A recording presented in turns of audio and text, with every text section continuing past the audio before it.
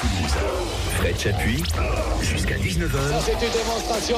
Allez, petit. Les Jeux du Stade. Bonsoir à toutes et tous. À la buvette ce soir, une ancienne gloire, un ancien de la Maison Rouge et Noire qui n'en est jamais vraiment parti, ailier des années 90-2000. Ah, ça nous rappelle tous une belle jeunesse.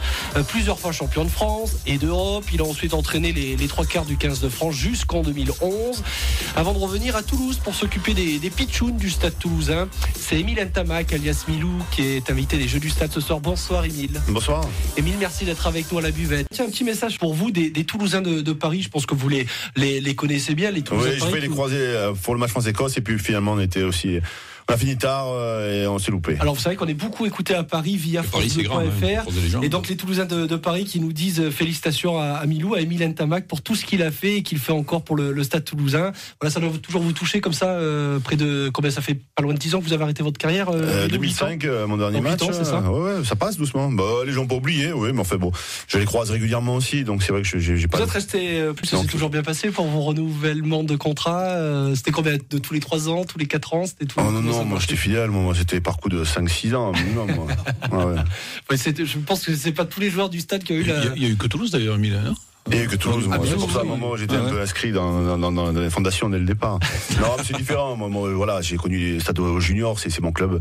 C'est pas un club où je suis arrivé en senior. Moi, c'est un club, où j'ai grandi, qui m'a formé aussi. Donc, il y a forcément un affectif différent. Ouais. Je voudrais parler de vous, avec vous, de votre nouvelle fonction depuis que vous êtes revenu au Stade Toulousain, depuis que vous avez quitté finalement l'équipe de France où vous avez entraîné pendant 4 ans, les 3 quarts entre 2007 et 2011. Vous occupez des pitchouns d'une manière générale. En quoi consiste votre poste? Donc vous travaillez finalement à la détection, à la formation, c'est ça?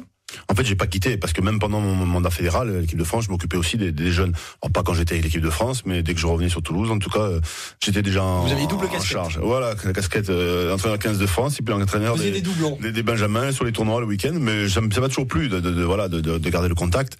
Le fait aussi qu'il y ait les enfants et mes deux garçons qui jouent, voilà, j'ai envie aussi d'être à leur côté.